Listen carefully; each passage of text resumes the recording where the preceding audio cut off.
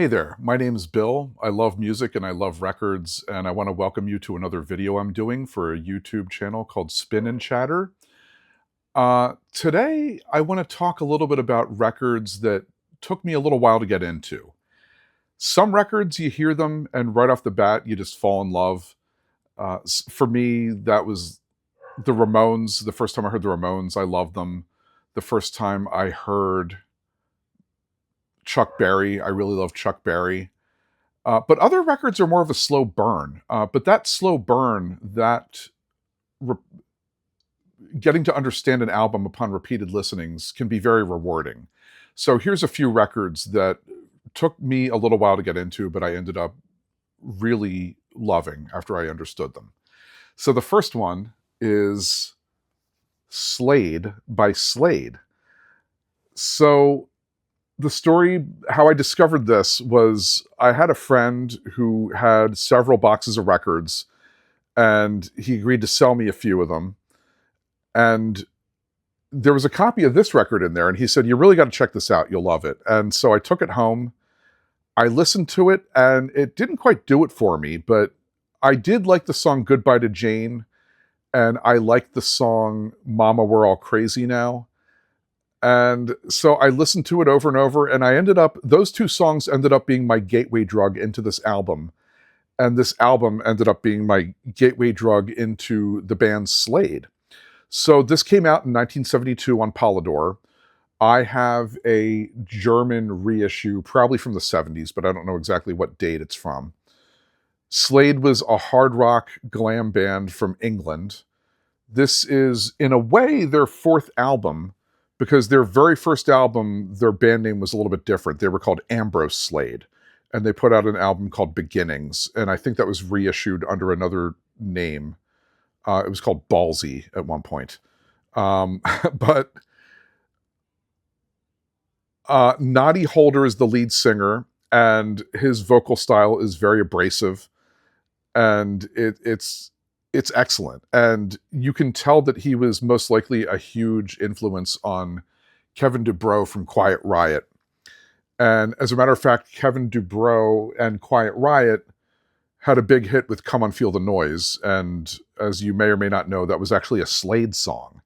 That was very popular in Europe and never really hit big in America. But when Quiet Riot covered it, they really took off with it. So Slade has a great sense of humor. And that's apparent even before you even hear the songs. I mean, if you look at if you can tell some of these kind of whimsical misspellings, like "How Do You Ride?" "The Whole World's Going Crazy," "Goodbye to Jane," and that's kind of like a Slade trademark. They misspell things, and it's just a style they have that worked for them. And I just really love Slade. I think their later stuff, even their things that came out in the 80s are great.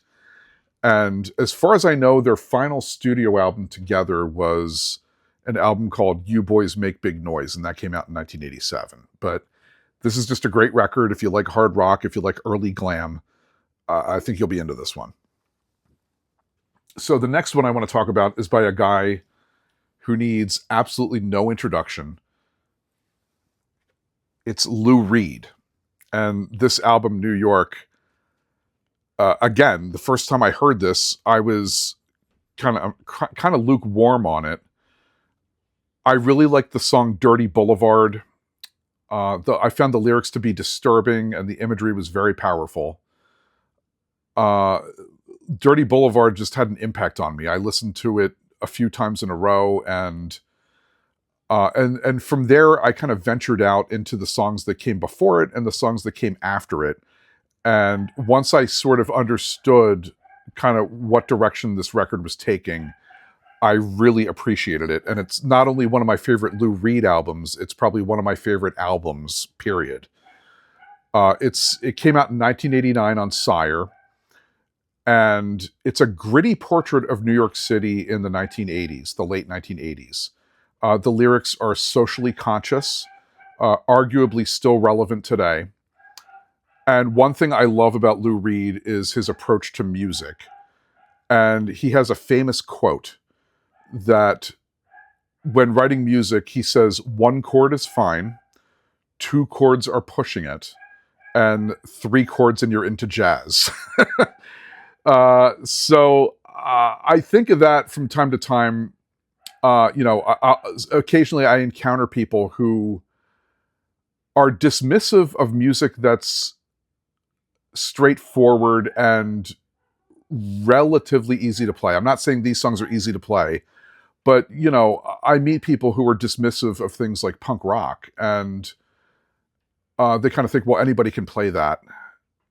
And I think that you can still craft something that's amazing, even if it's not difficult to play, even if it's not um, not difficult to play from a technical perspective.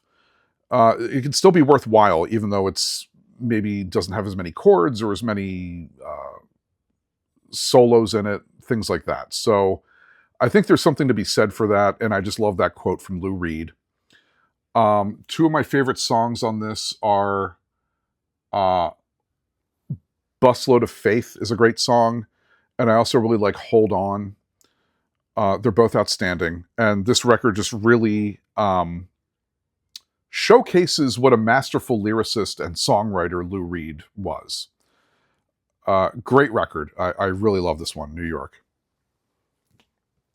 Now, the last one might surprise you, because I think out of all the people I know who like music, this one is one that I think I'm the only person that I know of that took a while to get into this one. And it is the first Danzig album, believe it or not. This came out in 1988 on Deaf American. It was the beginning of Danzig's collaboration with Rick Rubin. They collaborated on 4 albums, and I believe the Thrall Demon Sweat Live EP, which is 3 studio tracks and 4 live tracks, if memory serves. As I'm sure you know, Danzig was the singer of the Misfits. He had another band called Sam Hain. He kind of pioneered the whole horror punk subgenre. This album features Chuck Biscuits on drums, who was also in DOA, a band that I love, Canadian punk band. And it also has Eerie Von from Sam Hain playing bass. And the guitar player was John Christ. And this is a strange concoction of bluesy hard rock, and I didn't quite get it at first. Also, when I first heard this, I was very young. I was in middle school, and I was used to listening to things that were just fast, aggressive, things that just go a mile a minute. And this was different. The pacing is a lot different on this one. So I liked the song Twist a Cane, the opener. I think everybody likes that one. And I liked the song Mother, but the rest of it, I don't know, I couldn't get into it. And as the years went on, I would revisit this, mostly to listen to Twist a Cane and Mother. And the more I played it over the years, I think my tastes changed a little bit. I was a little bit more open-minded. And I ended up really loving this album. It's fantastic. And Danzig's partnership with Rick Rubin eventually dissolved for one reason or another. I don't know exactly why. I'm sure some people watching this might know the full story. But for years, this is an original press. It was originally issued in a gatefold jacket with the band picture and lyric sheet inside. So for years, this was out of print, and it was heavily bootlegged. If you go on Discogs, there's just listing after listing of different color variants that came out that were unofficial. But oddly enough, in 2025, it was officially reissued along with the other 3 Rick Rubin LPs. Rick Rubin produced Danzig LPs. And it seemed to me to come out of nowhere, like with little fanfare. Just you walk into the store and boom, there it is, official reissues of the Danzig album. So that's great. So now anybody who wants a copy of this can get a nice official reissue. I haven't heard the reissues. My buddy has a couple of the Danzig reissues. He said they sound really good. I would love to see the EP Thrall Demon Sweat Live reissued officially.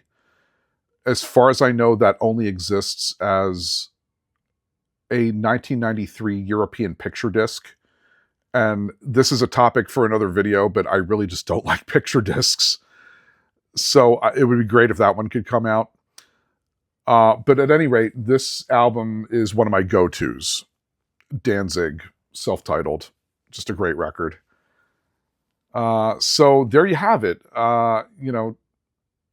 There's some records that you just right off the bat you love, and others take a little while to get into, but the ones that take a while to get into can be some of the most rewarding. I mean, these are three of my favorite albums, three of my favorite artists that the first time I heard them, I just didn't get it.